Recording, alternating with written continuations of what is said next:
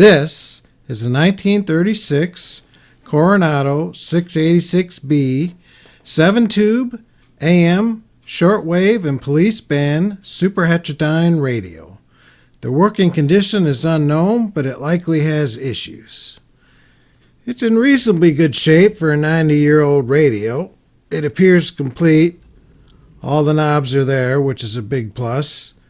The cabinet finish is pretty rough, but luckily no major gouges or delaminations in the wood. The chassis is pretty dirty and dusty, so it likely has been sitting for many years, and the power cord is toast.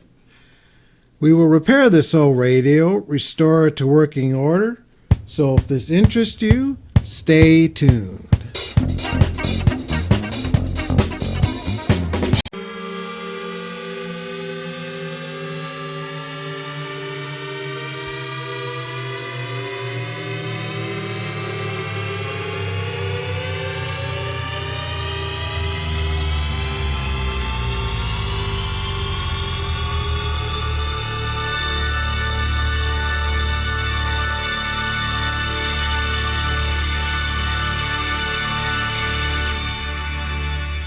Okay, let's get into this old girl. This is a really cool old radio and relatively decent shape, and like I said before, the knobs are all there, which if you're missing one, that can be an expensive and time-consuming endeavor to try and find a replacement. So this is a nice radio. And I hope it performs as well as it looks.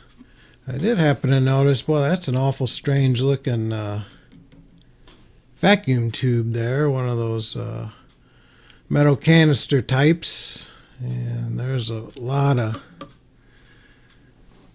debris, and I hope those aren't mouse turds in there. So we got to take this thing out of the case and clean it up. So I'll have Jeannie give me a hand in getting it apart. Oh, Jeannie, really? I had to specifically say to clean all the mouse house out of this?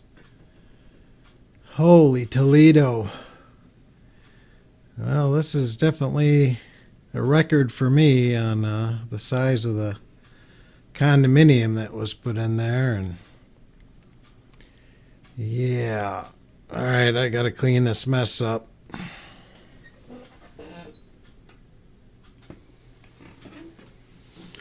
Okay, it's official.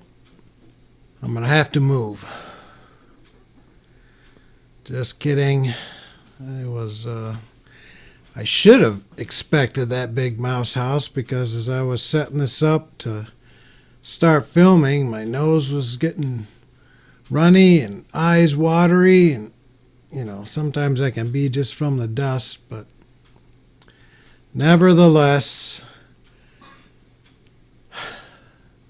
it's kind of disappointing. There's some urine corrosion on it, and I guess for the size of the mouse house, it's not as bad as one would expect. That will hopefully clean up. And then I noticed there's a can like this that's supposed to be covering those coils. Let's see, this is the oscillator coils, and this is the antenna coils. So let's have and there's a $10. $10. $5. No, $10. $10 price tag. So the underside. They chewed off all the insulation. The mouse house was primarily here. Chewed off all the insulation on most of the wires on this half. The bottom half, there's something chewed and disconnected. Maybe this one. Man, oh man. Miraculously, they didn't piss all over the inside. There's not an ounce of corrosion. But there's a thin wire there that's chewed off, and man, oh man. I said in the opening, we will repair this. This might not be that easy to do. I will give it my all. But, wow. Where to start? I mean, I think we can run it without the insulation on those wires. I don't see anything potentially touching. I'm going to have to go through and look and see, like this wire here is completely disconnected, and see what's going on. So let me do a little inspection, and hopefully I'll have a good report. All right. The first wire I'm going to address is this is the antenna coil, and there's one wire disconnected, and it's fortunately visible if I can get the mirror where you can see it.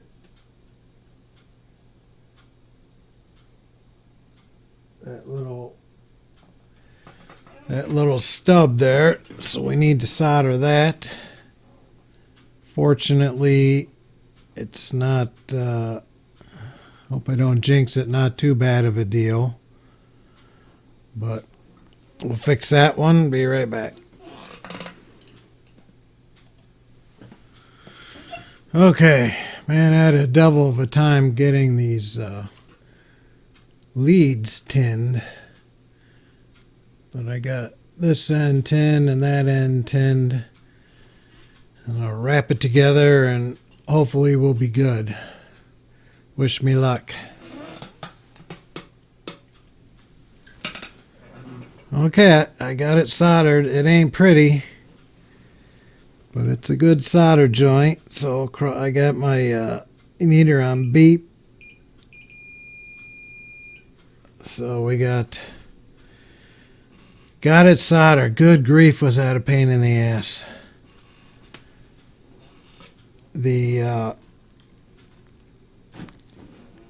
Luckily, this came unglued from the wood, so I could spin it to get it around to be able to solder it there. So let me get that put back together and we'll get on to the next one.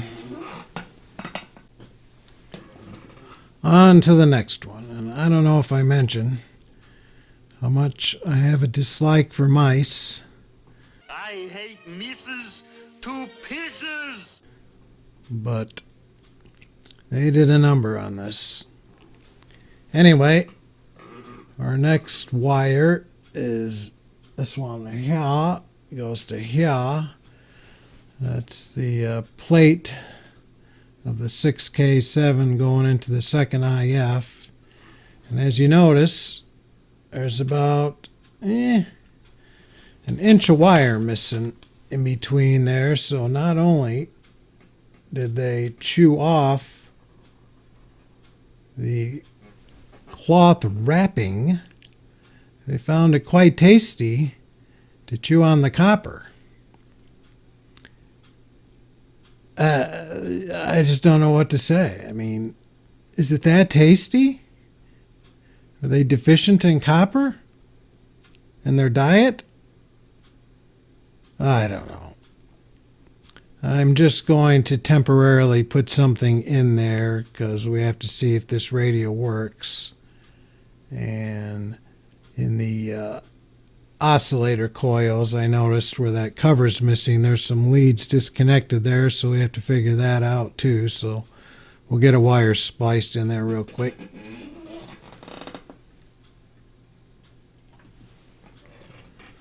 Our temporary wire is soldered.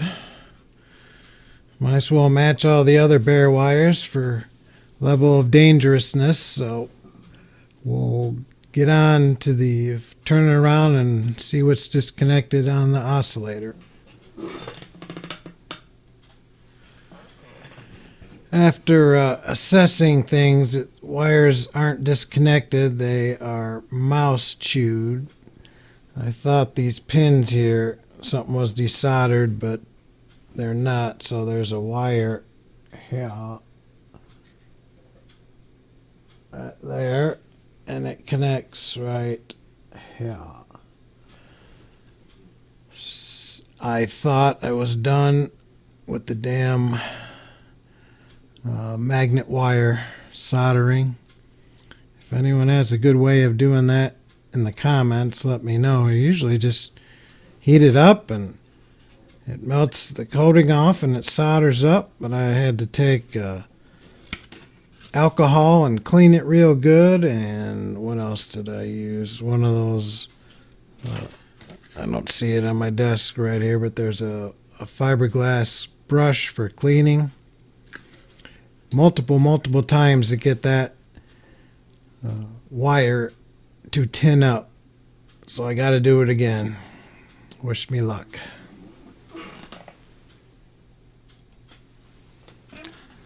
All right. I tried a little different deal. I used a little piece of wire to connect the two very finely braided wire for the coils. That worked a lot better, and incidentally, one of the attachments here, it wasn't soldered, and it wasn't making contact. So now we have, and it's actually on the schematic, 3 ohms, our oscillator coil. So it's our beat mode. It says 4 ohms. You just have to trust me. So in theory, it's close to being fired up. So I'm going to clean these tubes a little bit more in the tube sockets, and we'll see what's next. Alrighty. I prepared this thing to fire up. I replaced one of the dial lamp bulbs, which was bad. I tested the power switch. That tested good. And I was just about ready to start filming, and I start looking at these capacitors, and something didn't seem quite right. The negative of this one, there's a wire that goes down here, and it comes back to the negative of this one. And I'm like, that's not right. So let me get the schematic here and we'll take a look-see. So this is one cap here, this is the other cap here. And the negative of one goes this way and up to a 3 meg resistor, and they have the negative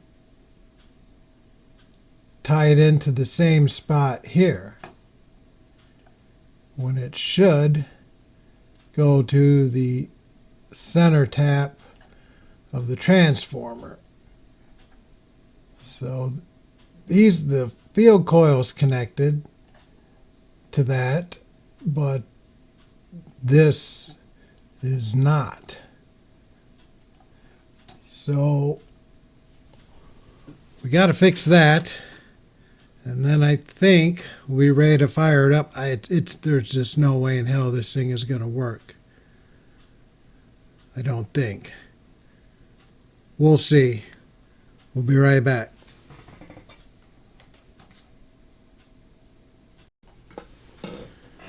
Real quick, what kind of perplexed me was what happened to that wire that connected that negative of the capacitor, and I can see on this mount, this is an isolated mount, it's isolated from the chassis where the black wire is goes to the center tap and the other wire goes to the field coil, but that little spot right there looks like where the wire broke off, so I want to make sure I'm not just seeing things, so be right back.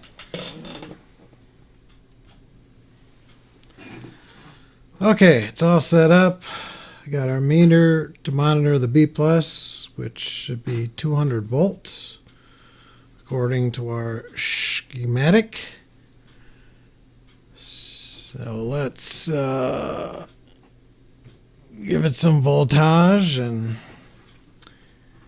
give it a bulb. See if there's any shorts, which would not be too uncalled for as much of a wiring mess as this is. And incidentally, this thing has been recapped. These white paper caps are all replacements, and these two electrolytics were not original. So let's crank it up a bit.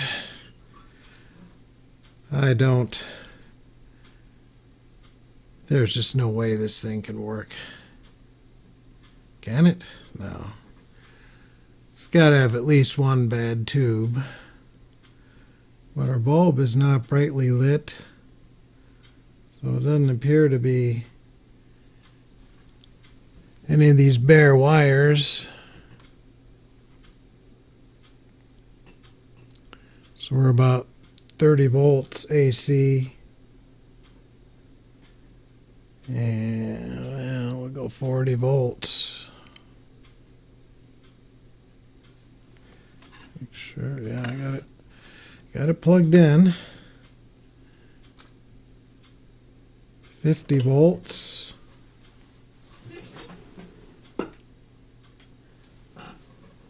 Oh, you know what? I dumbass didn't turn. I didn't. There's always something I forget. Dumbass! Help if we turn the power switch on, huh? Good grief.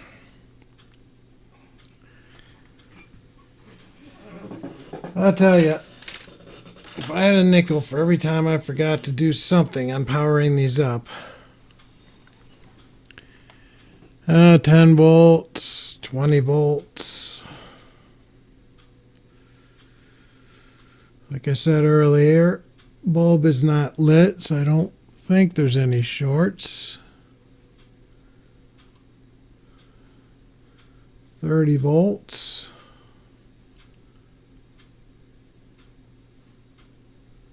40. Oh, the bulb. First bulb has a little glow. At 40 volts, let's go up to 50 volts. And we are actually getting B plus somehow. Huh.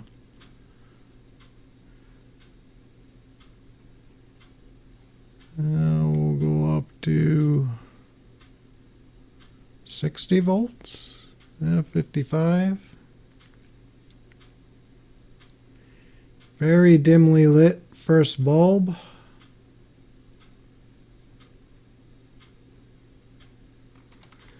I think I'm going to let it chew on 55. I'll pause the video so not to bore you.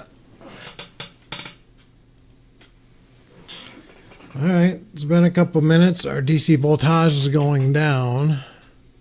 So let's give it 65 volts.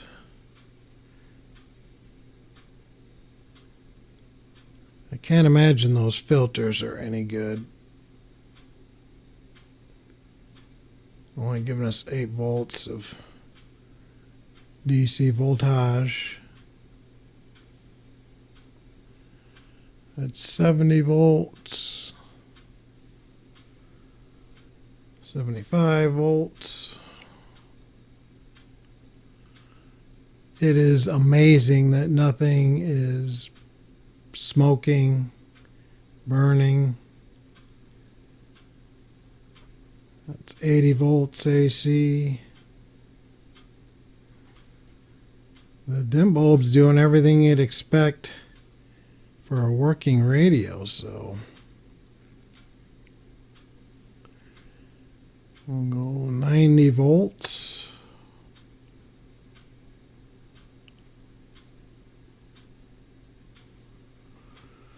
We're bulb limited to, it looks like, just a touch over 50 volts. Alright, we'll do 100 volts.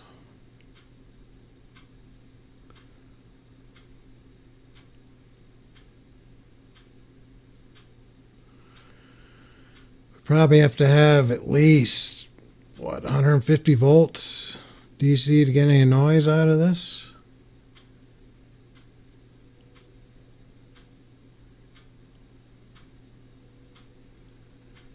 We're at 105 volts AC. I guess you can't see it on the monitor on your television screen. It's 110, 115. We'll give it a second bulb here in just a sec.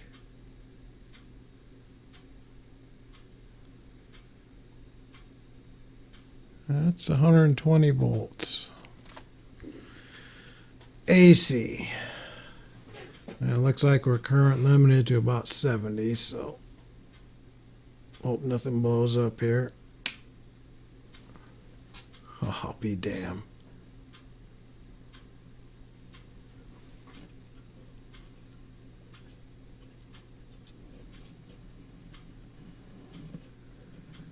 Speaker is making some noise. I doubt the mic can pick it up. It's very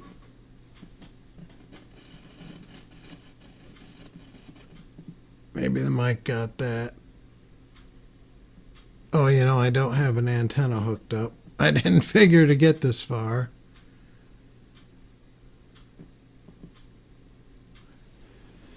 All right, let's clip the antenna lead on.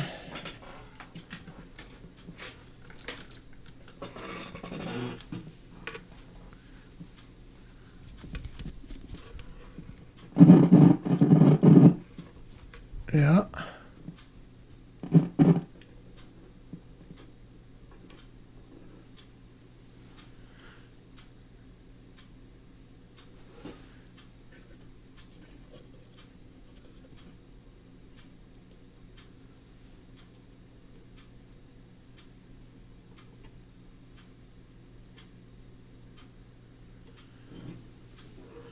Well, I'll be damned. I'm going to turn the voltage down just a pinch, and we'll give it a third bulb.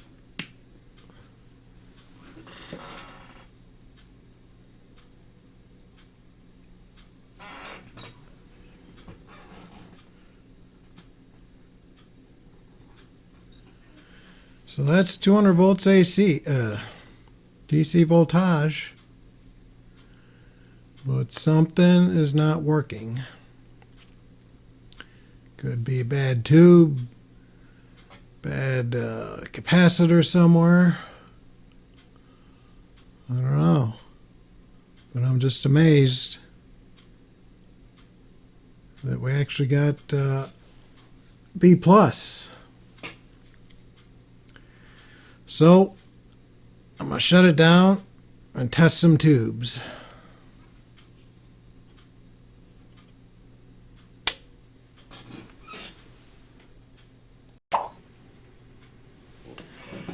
Okay, it's been a few days. The weather is really lousy outside, so a good day to work on this thing, and I'll show you what my weather station shows. We got minus 0.7 degrees out. That's pretty cold.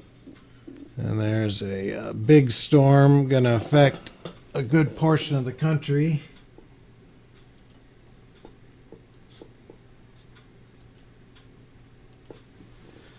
So I hope, well, this video will be posted after the storm, so I hope everyone made it okay through the storm. The potential bad icing and power outages and all that. So I hope everyone's okay. But today, good day to work on the radio. So I did a few things before I started filming. I took the shielding cover off this set of coils. This is the oscillator coils. This is the antenna coils. And of course, the Mises decided to chew a hole in that coil, or that wire. This is the broadcast AM and the shortwave, and for some reason they find the broadcast wires tastier. If they would have done the shortwave, I wouldn't have cared, but that's the way it goes. And incidentally, normally they can't get on the innards of the radio to do damage. You know, they can do stuff on the outside, but I'll show you here how they got in it. There's a capacitor here, and there should be a capacitor here, so there was a nice big hole for them to go in there and do some munching. So, because I don't think I've ever had a radio where the inside was completely filled up with mouse house.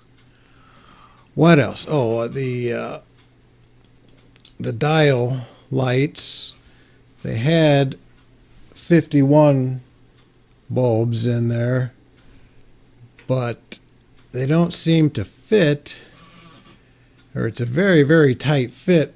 The rubber grommets that were here I replaced. They're just regular half-inch grommets, and I mean, you can get that 51 bulb through there, but you risk breaking the bulb. So they're just 6.3 volt bulbs, so I replaced it with 1847s, which don't have the bulbous top. They're a little bit skinnier. So I'm going to go with those. And I did test all the tubes, and 2 were bad. The 6L7, that one completely dead, and the 6Q7 also dead. So we got a couple of new old stock ones down here we can put in there. And theoretically, we get those tubes in. I got that antenna coil fixed. It might work. And if it does, then we'll start replacing some capacitors and clean all this mouse crap out of the radio. But I'm going to hold off on that until I'm sure it works. So let me get the camera set up to fire it up again.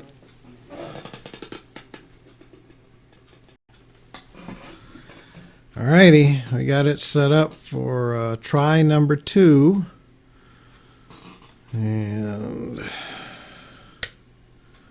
we'll see what happens. I got it on 2 bulbs, so we'll just kind of bring it up a little bit slow.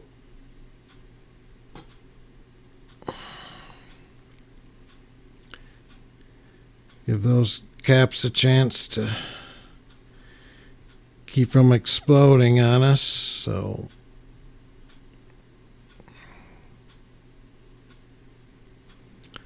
it'd be interesting. I'll have to look at the date codes on those white caps and see when that possibly was recapped.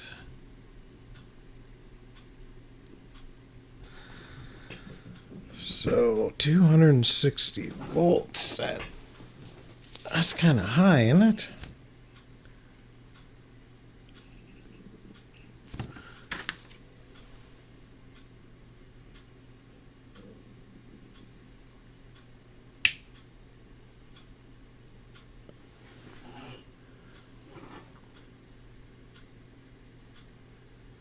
I don't recall our DC volt. I only have, what, under 100 volts going into it.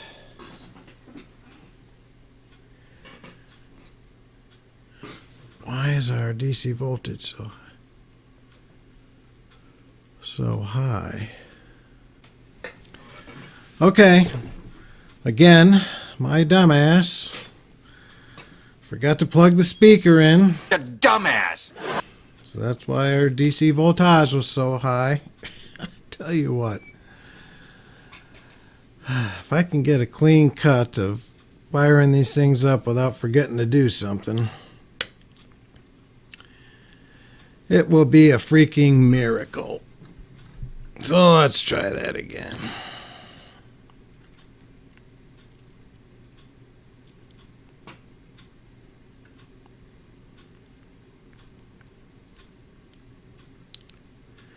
Come on, baby.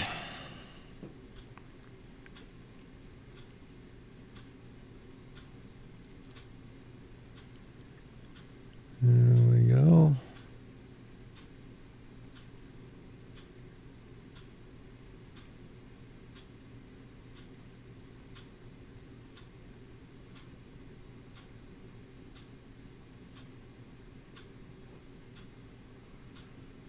That's 110 AC, 120. Our B plus should be around 200. We got two bulbs on.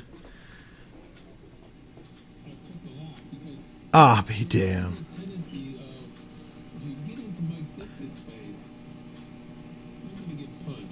You know, at some point, there was always that fear that, hey, this. If I see you and we're having this conversation, well, that's a you nice, could be in a headlock within seconds. nice fine tuning. Where the heck are we on the dial? Oh, that's 670 the score. From Ditka being on with those guys. Ah, be damn. Listen, what can I learn from Terry Boers? Everything I've heard is simply Unbelievable. Let's see, we put two tubes in it and repaired 1, 2, 3, 4 wires. 4 wires chewed through. I turn this off. And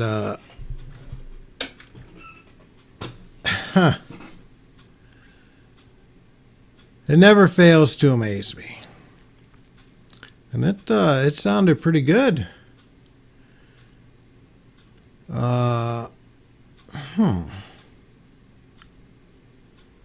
Well, I guess we'll clean it up a little bit more. And I did want to mention, so when these caps were wired, or the one filter cap was wired incorrectly, the radio might have still worked, but I think the bias for the tubes might have been incorrect, and I don't know if that's what took out the tubes, but yeah. Ha! Oh, and another thing, this thing has not a tuning string, it's got a belt. I can't say I've worked on a radio that had a belt, and boy, I hope that thing holds together. I'm pretty sure I won't be able to get a belt for it. So, all right, let's clean it up a little bit and maybe get into the, well, man, All these bare wires is not good. I don't know. Let me think on it. We'll be back.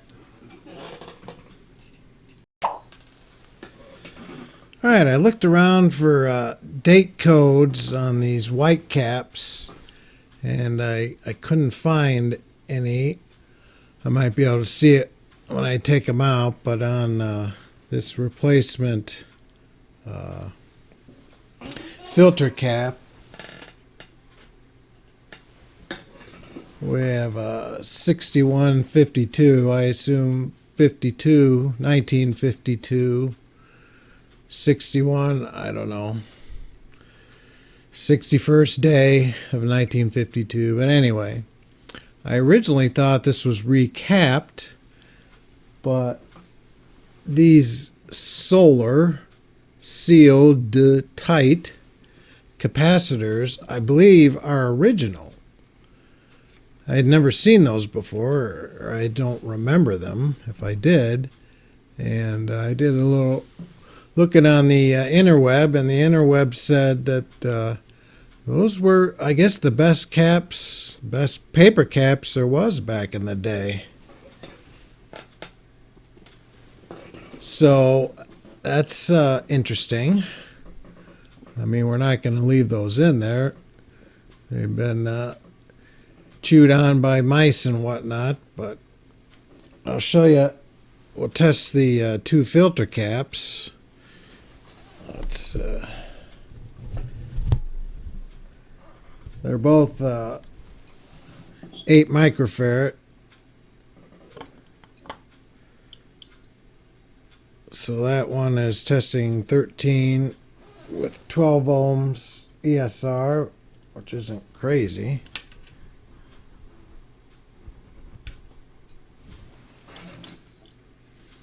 And that one testing 9.36 with 4.2. So that's why we weren't getting any bad hum or anything, because those old, I think, dry electrolytics, they hold up rather good. So I have a lot of wire, but I don't think I have any cloth covered wire. I have some scrap pieces, which isn't enough to do all this. And I actually ordered some on the interweb, and that's not going to be here for a couple days. So I'm going to wait till that comes in. When it comes in, I'll fix all these bare exposed wires. We'll replace the filter caps. And we may test a few of these paper caps. On the Antique Radio Forum, I was reading some people were testing them. They tested perfectly fine. We could maybe leave a few in there in some non-critical areas. But we need to add a fuse, replace this line cord. So we got a bit to do, but I won't be able to work on it for a couple days. So. And you won't know the difference thanks to video editing. So next time we check back, we'll have some components replaced. All right, real quick, I just wanted to show the insides of this radio a little better detail, especially of the wires that got chewed on by our mousy friends. So you can see there's a lot of wires missing the insulation. Yeah, they did a job. Must have found it tasty. So we'll get on to at least replacing the filter caps and see what else. Alrighty. We survived the big storm that came through, and it was bitter cold, and we got 8 to 10 inches. Luckily, light, fluffy snow, but a nuisance nevertheless. So I did have some downtime with the storm to clean the radio. It hopefully looks a lot better. I used this grease lightning, which I highly recommend. It's kind of hard to find. Used to be able to get it at Menards. Now I think I bought a case of 4 or 6 of them on the Amazon. Very good for cleaning. And in some places, I use the navel jelly to clean some pretty corroded areas. But man, it was dirty, dirty, dirty.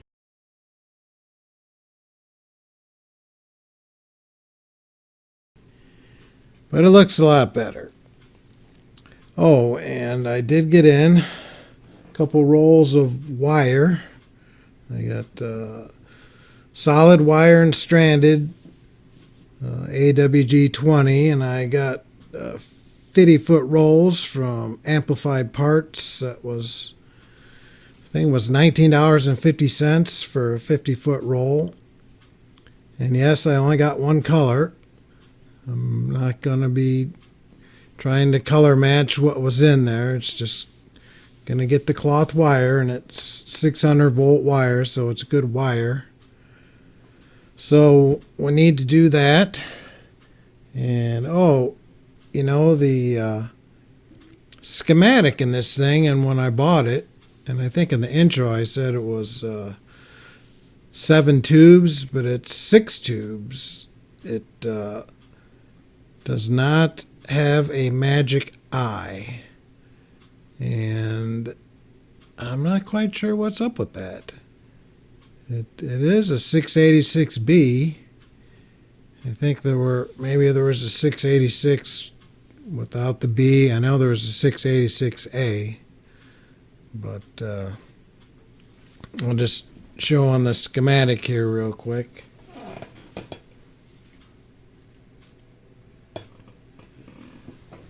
So you can see let's see, where is the magic eye? Oh.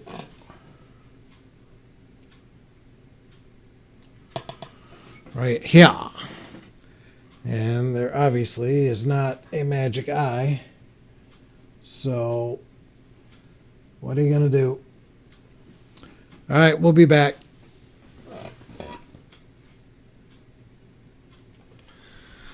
One other thing real quick. I always mean to mention this, but I always forget. The tube tester that I use. It's a Precise Model 111, and it tests for the emissions and the transconductance. So it's a really good tester. You can usually get them really cheap, less money compared to the Hickox and the other expensive ones. And for me, it does a really good job. I mean, there's a lot of switches you have to switch to get the thing set up, but it's been very accurate for me. And I, in the beginning, would just swap tubes, but I got the hang of this thing enough where I just test them all, and it's a little better for diagnosing. So those are good tube testers.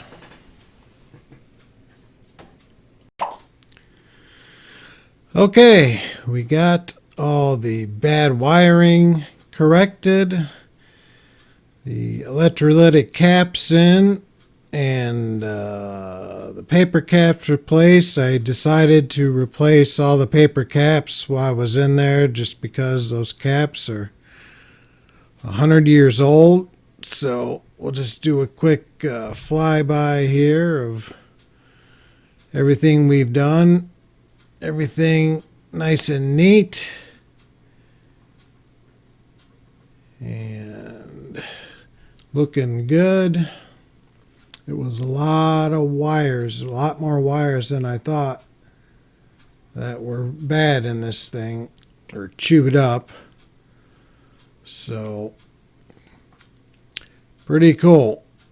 All right, we'll fire it up and see how she works.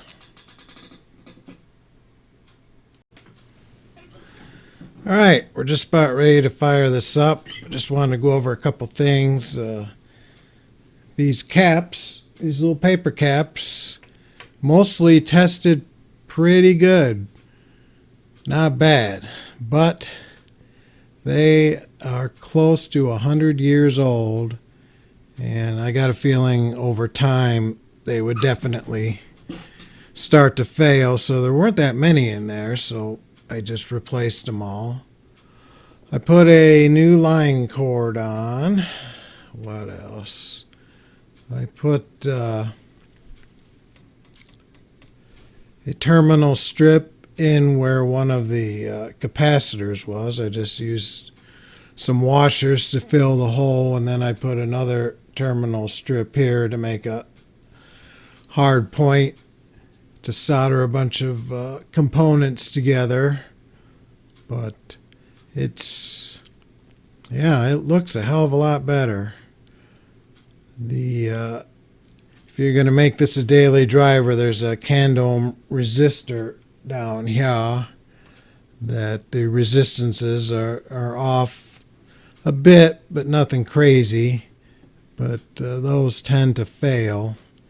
And incidentally, every resistor in this thing, except for these two big ones, these are 9K and they measure about 11K, which is not that bad. And we can benefit from the little bit higher resistance to lower the voltages a bit to preserve our tubes. But all these other dog bone resistors were very, very close. So I wonder if this maybe doesn't have that many hours on it. I don't know. Everything was original except for those two big filter caps, which had date codes to the early 50s. So I don't know. So let's fire it up. I have it on a 100-watt dim bulb off camera. And I did actually test it out to see how our performance was. And I'm telling you what, this thing, it brings in stations no other radio I have will bring in. It's quite remarkable.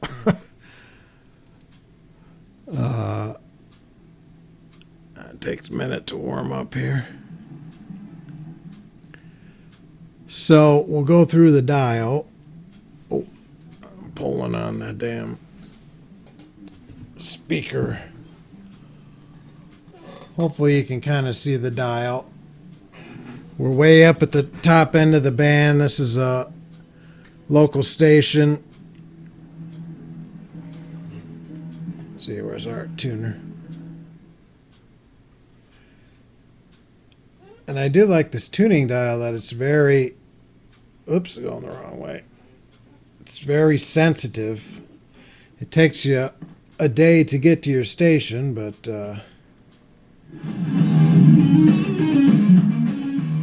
that's my local station at 1400, and then wrong one.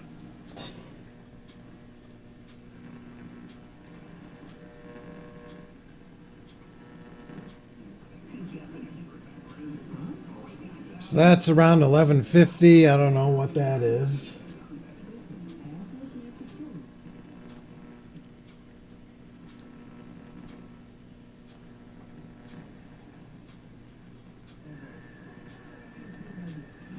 It's AM 1000.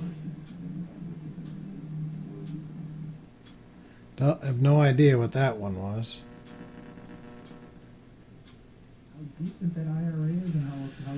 WLS. That should be WBBM. Don't know what that is. Don't know what that is. WGN.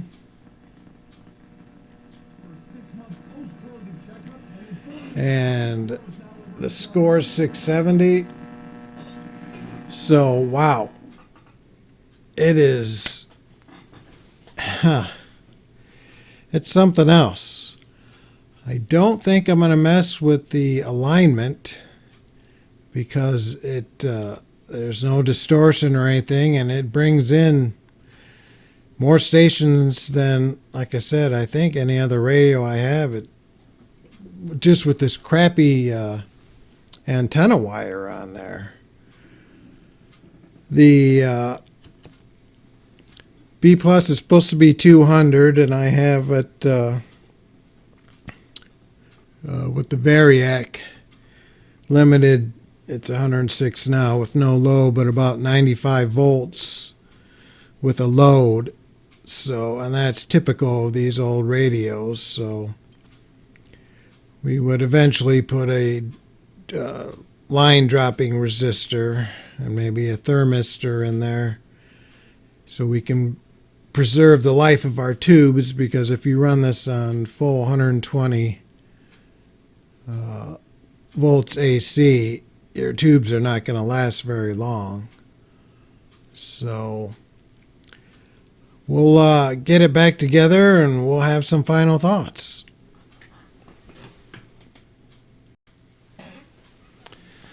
Okay, I got it back in the cabinet, and a few things we'll need to do in the future, not in this video, is redo the cabinet, which is in pretty good shape. Hopefully it won't be too bad to do, but it's man, it's a nice sounding radio, good sounding speaker. Luckily the mice didn't destroy that. Let's see if we can see the dial. I'm going to turn this light off. Yeah, the dial lights up nicely with our new bulbs in there. So what do we got? So this is the Carnage. All the insulation stripped wires I had to replace. There's like, I don't know, 12 or 15 of them. And 2 bad tubes. And they chewed through 3 oscillator coil and 2 antenna coil wires. Mouses chewed through that, so we had to fix that. But all it really took to get it working was a couple of tubes. We had 2 dead tubes and a couple mouse bitten through wires, which for a radio of this age is not bad.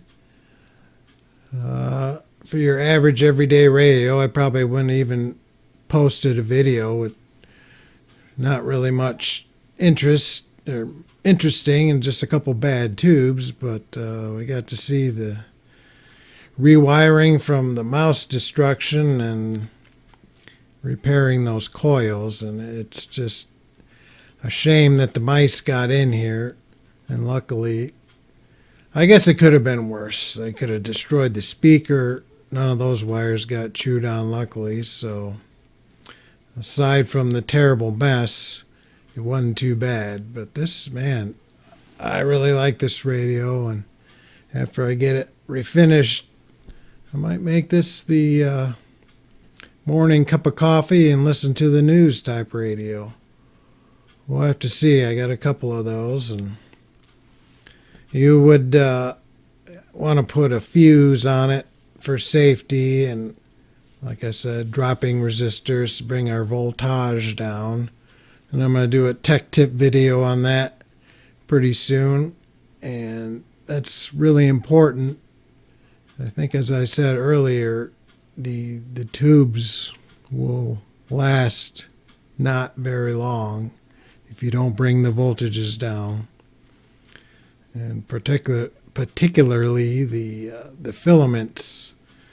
The plate voltages they can handle pretty good, but if our filament voltage is up over 6.2, 6.3 volts, it just wears on the tubes, and if you get that right, your tubes will last a nice long time. So